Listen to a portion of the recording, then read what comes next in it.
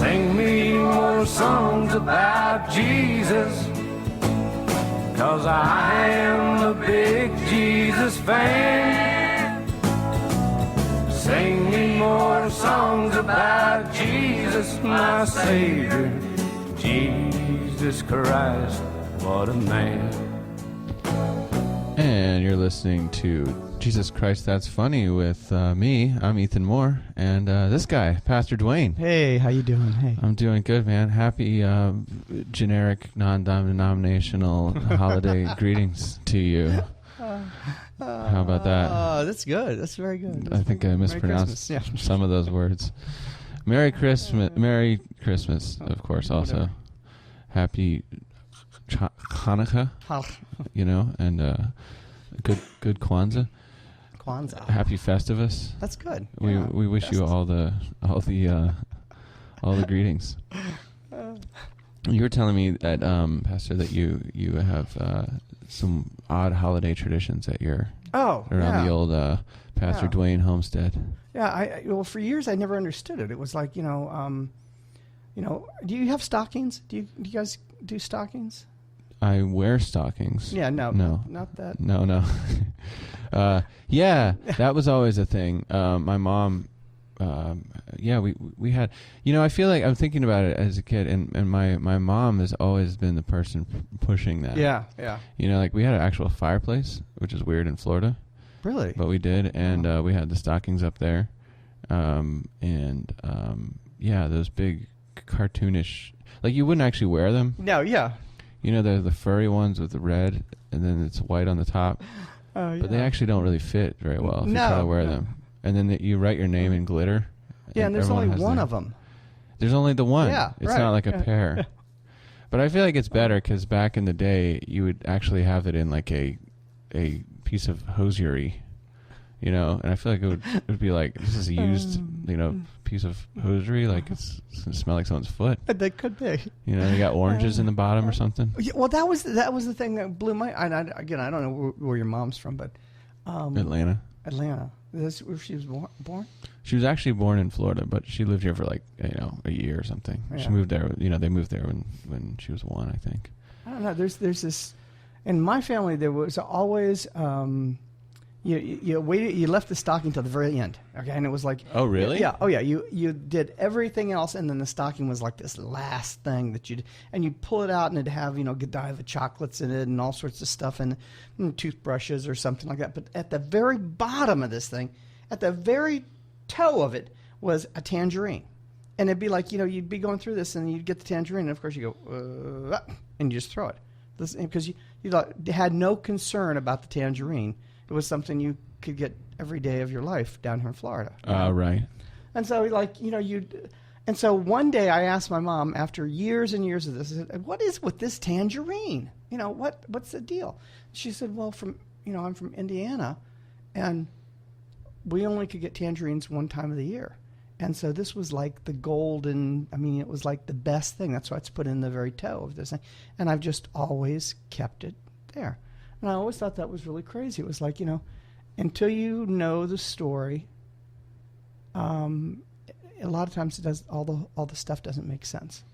And I thought that was really cool that, it is. It's one of those things that you kind of like, once you know the story, you kind of understand it and you appreciate it a lot more.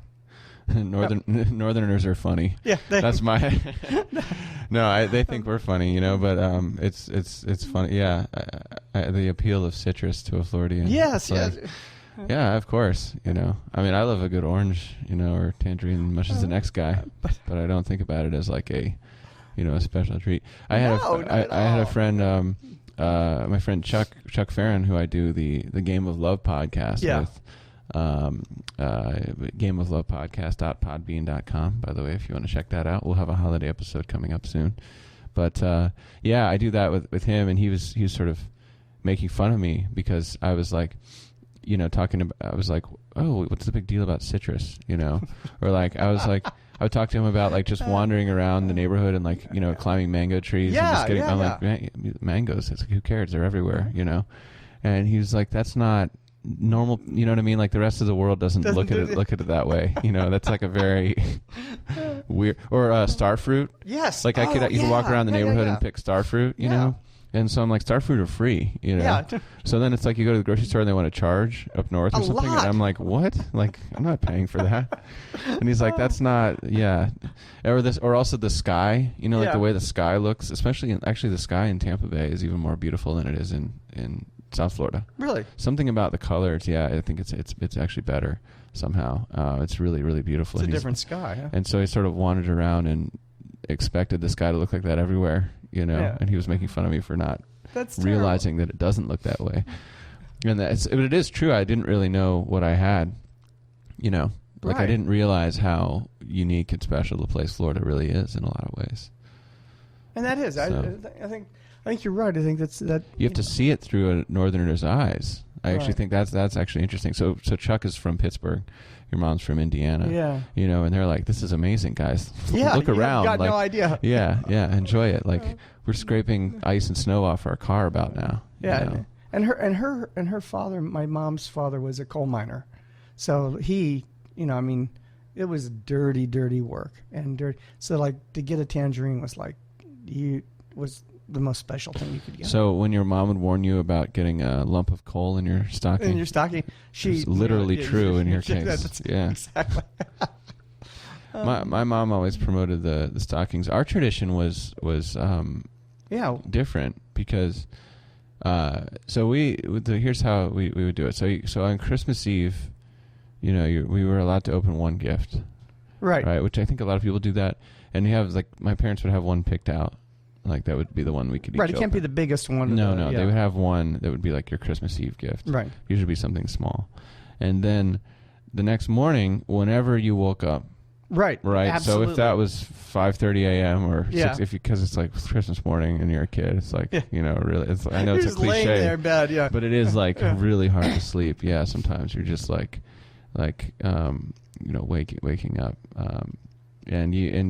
And like the only thing I compare it to as an adult would be like if the next morning you know you're going to get laid or something. No, I don't know. Something like that. You couldn't go to sleep all night. Right. You're going to meet a girl in the next morning. No, I don't know. It's hard to imagine that level of anticipation as an adult. It doesn't really come close. Nothing in the adult life really comes close to like Christmas morning, I think. What is it? As a kid. A knowing look of expectation. I think that was it. Visions of sugar plums dancing. No, what I used to do is I used to take my kids and I'd put them to bed and then I'd go outside with like bells and I'd like ring the bells like it jingled bells. Oh. And Cindy would say, Santa must be here. You need to go to sleep or he won't show up. And they just, boom. They pretend anyway. Oh, they just eyes closed, shut, you know. Right, but they're still sitting there with their fists clenched you know. That's right. Yeah, no, it's true. So we would be like that, and then the next morning, you know, whatever time that was. My mom got up really early, still gets up really early, so maybe we get up at 6 or 7 in the morning, you know, which is crazy early for kids, and you know, you go out and get your stocking. Oh, you don't stocking first? Yeah, it's the opposite of your family. So you didn't have to have permission or whatever. You just go down and you start going through your stocking. That was the Christmas morning. That was the first part. And then for the actual gifts, you got to wait until everyone wakes up. Oh, man, that's And then cruel. you got to go around in a circle. So you take turns. Yeah. So there's no, you know, you couldn't be like, oh, I opened all my gifts already.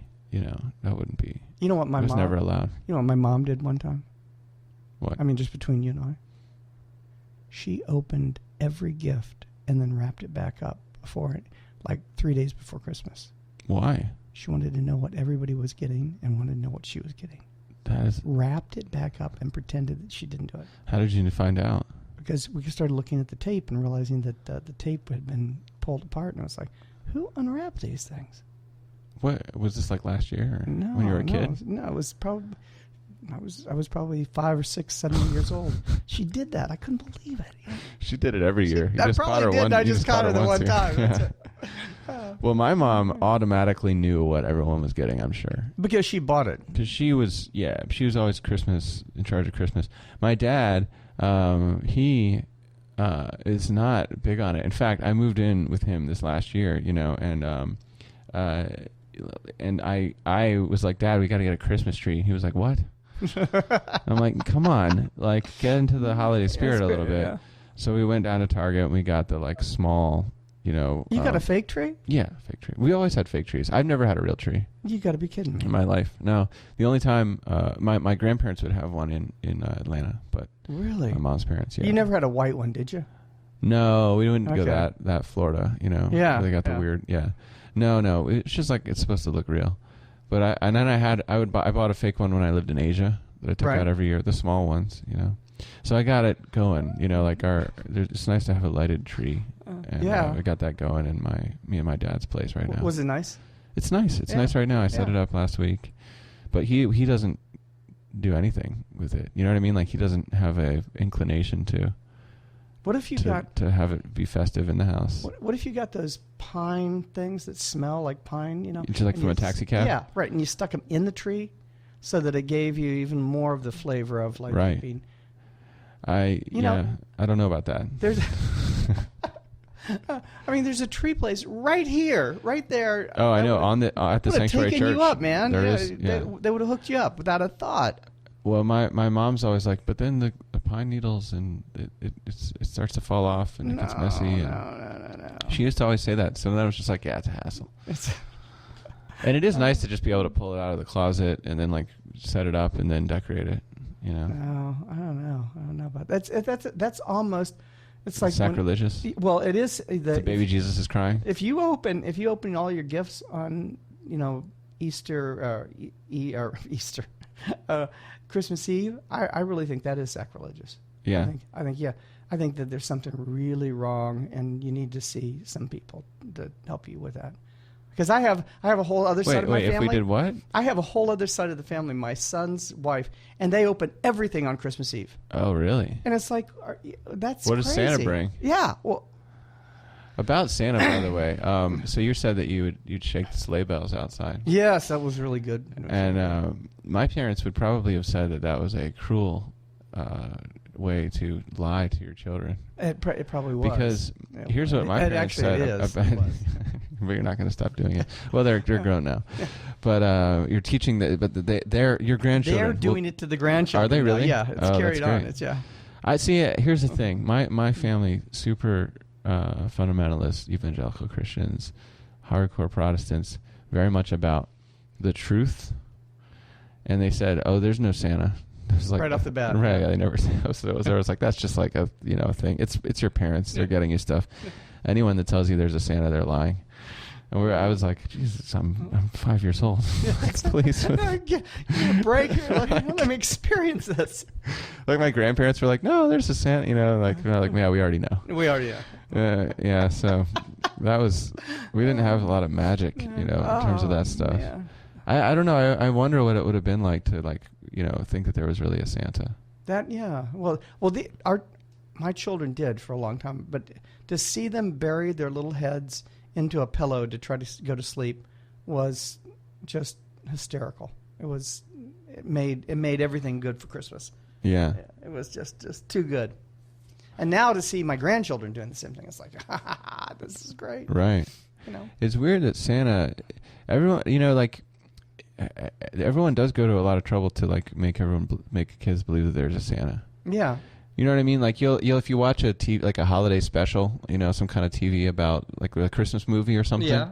There's always a moment in that where it's like, no, there's not really a Santa, but then the real Santa shows up or something like that. Right. And you know what I mean? And it's like, and then if you believe, then you get to hang out with him or whatever. Good things happen. Or you actually ride a sleigh, sometimes in some of those movies.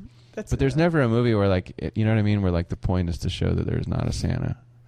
Or like there's never that moment. It's all, you know what I mean? So it's like that illusion is maintained by like the whole society and culture. Well, and it changes according to what country you're in. There are different countries that explain Santa differently. Oh, like so, for example, in like Buddhist countries. I don't know about that. It would be very. Like the Netherlands, that area? Oh, yeah, okay. So you mean like countries with a tradition of Christianity? Yeah, I guess that would make sense. There was the understanding that there was Santa Claus and 8 to 10 black men is what they called it, and that they would come, and if you were bad, they beat you. Oh, right. And that was, and that was kind of understood. And it was like, well, were they from the like Dutch African colonies or something? Like, were they really? Well, they were black guys. That was it. And the thing was, 8 to 10. Santa has it was a like posse? somebody couldn't figure out. It's like, didn't you count them? No, there's 8 to 10. 8 to 10. 8 to 10. Yeah. Well, they were moving so fast on that sleigh. Right. And they did. Didn't get a head count. They would put coal in your socks and they would beat you. So yeah, so there's the Santa Claus thing is pretty interesting. When it comes down to Santa has thugs. Yes, that's right. In the Netherlands. That's it. Isn't that beautiful? Okay, Yeah. that's interesting. That's an interesting idea of Santa. I have heard that like that there was older traditions of Santa where it's like he has a naughty and nice list. And Right, exactly. you don't want to be on that naughty list. Yeah, he's coming with his guys. Well, so what was the best Christmas you ever had? I remember when we got a Nintendo. That was pretty big. Yeah. We got the Nintendo Entertainment System, the old school Nintendo, and that was years after everyone else had it. So we didn't have any money. So my parents finally got it together and got it. For us I was probably like in the maybe like 1991 or 92. You know what I mean? Yeah, it came out in like 86 or something. It was like Pong was the. Yeah, we had an Atari that we got from our cousins. Yeah. Because they had got a Nintendo. But I remember that it would always be like, let's go over to like so and so's house. He has a Nintendo, so we go over and play. And then we got it one year, and it was really exciting. That's really neat. Yeah. Yeah. And I remember I saved up money and actually bought a game a couple times, and it was like a big deal. Did you guys, the whole family, just sit down and play together? Or? It was me and my brother. Yeah. We were playing it. My sister a little bit, but she was still little, so she wasn't really able to play video games. I mean, like nowadays kids are playing video games and they're like 3 years old, but back then it was more complicated to actually play. So if you had kids, what would you put Tangerine in their stocking? If we lived up north, I feel like down here you want to put like, what's maybe like an apple? What doesn't grow in Florida? Everything grows in Florida. It's literally everything, right? Yeah. Maybe a California navel orange. That's it. Yeah. You can't get it here, something different. No, I'm always a fan of the chocolate. That's always a good thing to put in there. Yeah. But it's all about the gifts under the tree. That's what you want. The stocking is just an appetizer. For me, that's how I looked at it. And you had to go around the room one by one unwrapping? Yeah, it would be like my brother would get, and we'd usually go from oldest to youngest, or sometimes from youngest to oldest. Man, and that could take forever. But so here's the good things and bad things about it. Yes, you're sitting there as a kid, you're 8 years old or something. You're like, I don't want to wait to open things. Yeah. But then at the same time, as I got older, like what I appreciated more and more about it was the fact that, because then, when they're like 10 or 12 or 13, it's like, yeah, but you make Christmas last longer. Right. You know what I mean? Because it happens because that was the thing. I always was terrified of the moment when you're done opening all the presents. Does that make sense? Yeah, yeah. I was like, I don't want it to be over. So I actually liked drawing it out and going around and seeing what everyone gets. That explains so much. I know. I have a lot of psychological problems. Really. The immediacy. It's not good. My son used to unwrap it really slowly. He was like one of those that would I get it. Yeah. And my daughter would go crazy. She would just she'd be like, just hurry, stop it. And I'll do it for you. So they do have to, in your house, they do have to go around and watch everyone else. We try to kind of roll it around and, But you don't have like a set order? No, not at all. Sort of haphazard. No. Yeah. And I think that's, and again, I think I am always blown away because I think people, we talk about Christmas and we're talking about like gifts and stuff like that. Right. And really, theologically, you're talking about the idea of, this young couple who actually weren't married, having this kid, and it's rough times. And we get these little pictures and beautiful pictures of like Jesus and Mary and Joseph. And it's like, hey, no, this was chaos. This was craziness going on here. This was unbelievable chaos going on. And we continue to kind of go back to this idea that it was like this really pretty little, oh, look at white Mary, isn't she cute? And white Joseph and white baby Jesus, and why does the they're race clean. matter? They're all clean. Well, you're saying that that stable wasn't baby, super nice to live in? No. And those kids, Mary was what, 13, 14, Is that how old she was? Yeah. This was not, and Joseph, and the idea of them not being married and having this child, this is a big deal. So how old was Joseph? Joseph, they think, was probably 16, 17 years old, maybe 18. It's really almost on the verge of statutory rape there. Yeah, make the deal, and off she goes. So these days, Joseph would be in jail, and Mary would probably still be waiting for her food stamps application to be processed. And it would be this. She'd be a ward of the state, I guess, at that point. I don't know. Well, and it's in this, in the time, and the taxation and all the stuff that's going on. This is a story of revolution. This is a story. All the stories of gods, throughout the world, it's always God comes in through the front door, man. Boom, in through the front door. This is a God that's coming in through the back door, quiet, to two teenage kids that don't have anything to look at to say, what's the next page? Mary, check the next page, see if we make it better. See. Oh, you mean in the Bible? Yeah.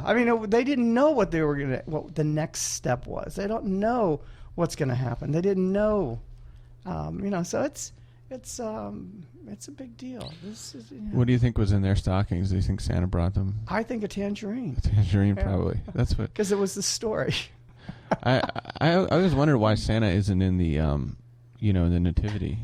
Like, shouldn't he be? Shouldn't he have like a cameo at some point in the Christmas story? It's weird that Santa's not in there. I saw a nativity with Santa's feet coming down from the nativity, like he was coming down the chimney? out of the chimney, and I'm going, oh, geez, we've gotten so far off what this is all about. Well, that's what another thing that we would do on Christmas is my grandfather would he was a Baptist minister in Atlanta. When we would go up there sometimes for Christmas, and he would get the many grandchildren, because there's a lot of us all around, and we'd gather in his house, and he would read the Christmas story at some point during the actual Christmas day, or maybe Christmas Eve. He would read the Christmas story from Luke, or he would read the Christmas story all through the house, not a creature stirring, not even a mouse. No, that's 'Twas the Night Before Christmas. Okay, thank you. Good. Okay, Pastor, good, I think that's a different. I wasn't sure. I was trying to place what.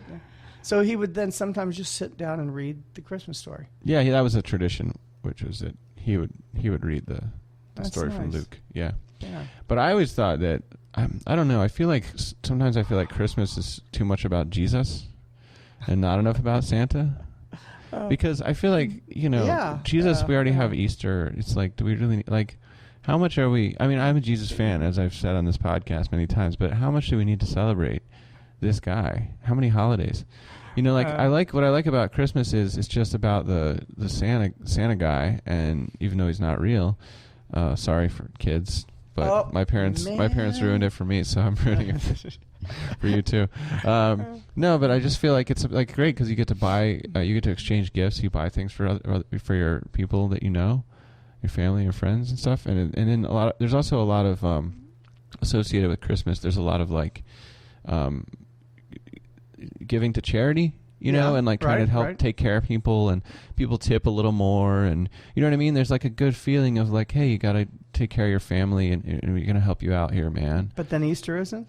Maybe it should be more. But what I'm saying is I like all the stuff associated with Santa, but in the Christmas holiday, but what does it really have to be so much about? Does it really matter when Jesus was born? I guess. What I'm saying is Christmas has become, it's not commercialized enough. It's not commercialized enough. And it's too much about Jesus. That's what I'm getting at.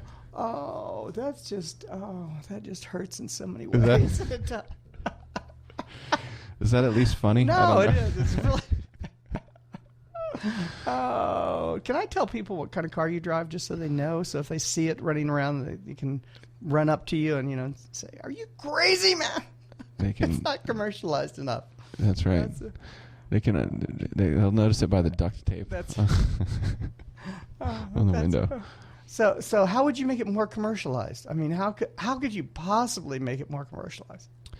I mean, you feel guilty now on Black Monday or Friday, Black Friday. You know, it's like, you know, and then you have, you know, Cyber Monday, and, you know, it's like, you know, money. Yeah. You know.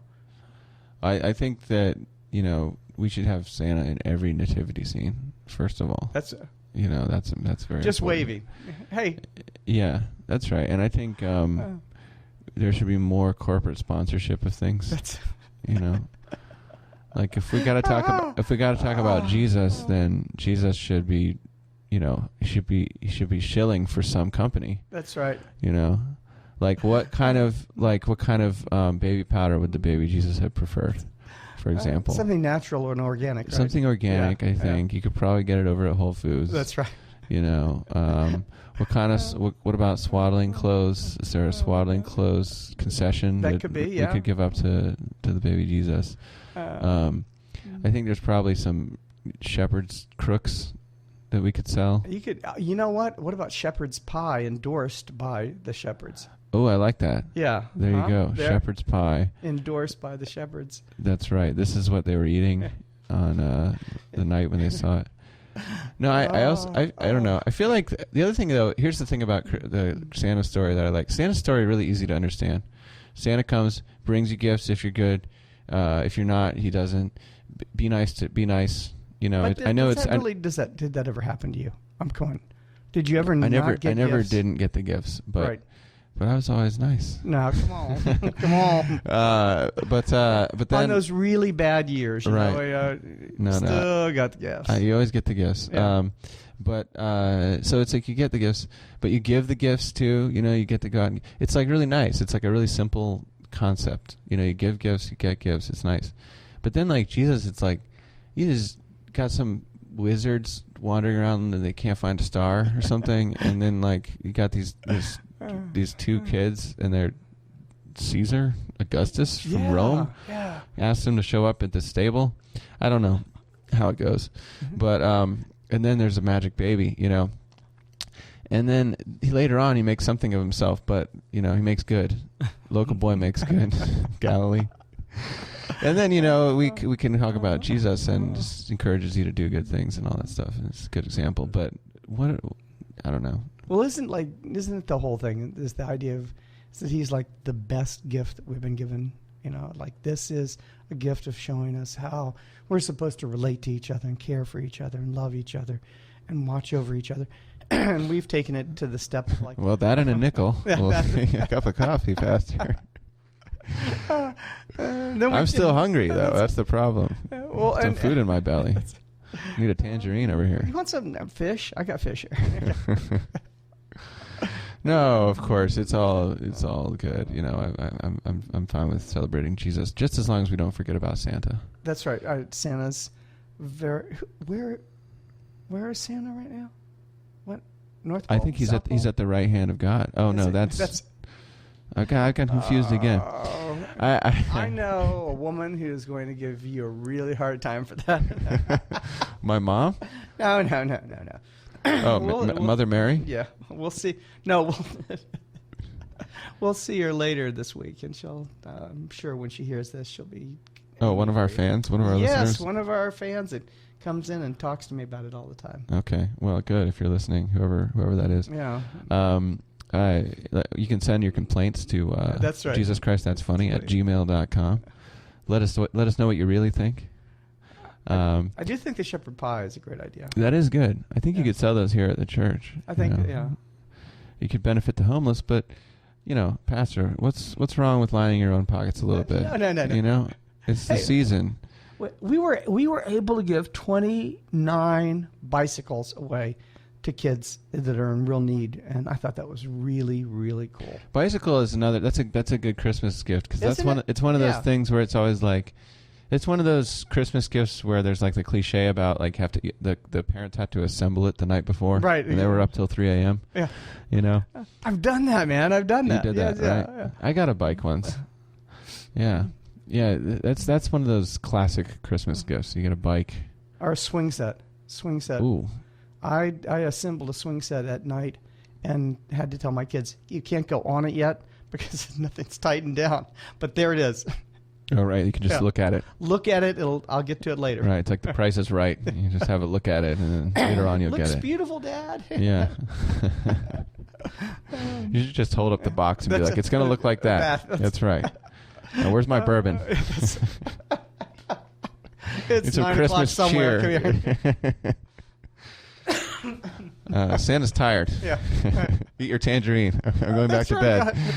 That's right. All right. Eat your tangerine. That's good. Well, anyway, no, I'm down with Santa. I'm down with Jesus. It's all in the spirit of the holidays. Okay, but so what do you want for Christmas? Just a few kind words from everyone. No, not in a cup of coffee. I don't know. I need some new shoes.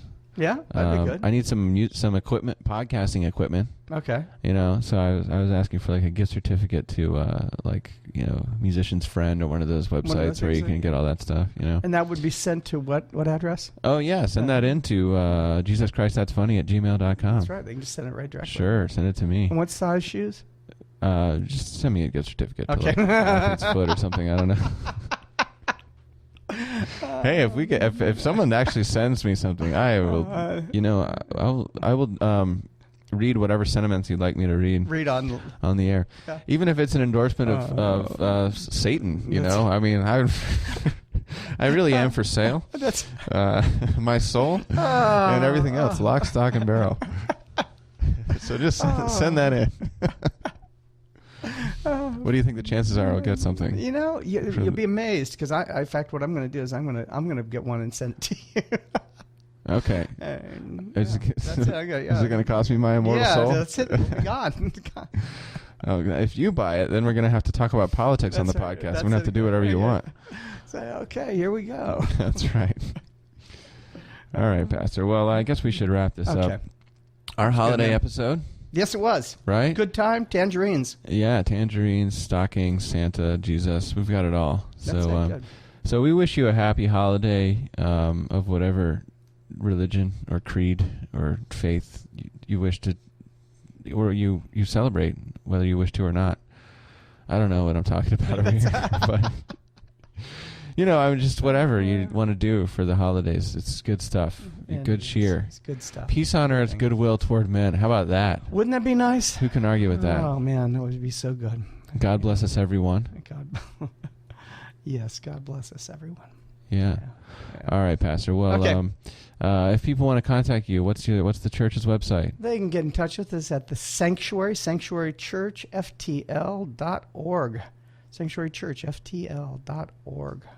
Excellent. And you can get me at ethanmorecomedy.com. So look me up there. I got some upcoming tour dates. And that's about it for this episode. If you haven't seen Ethan out there, you need to see him. The guy is hysterical. Have you ever seen me? Yes, I have. Okay. Yeah, on podcast or. Do as he says, not as he does. You know what I'm saying? All right. Well, thanks, Pastor Dwayne. Okay, Happy holidays to God you. bless you. God bless you, and God bless us everyone.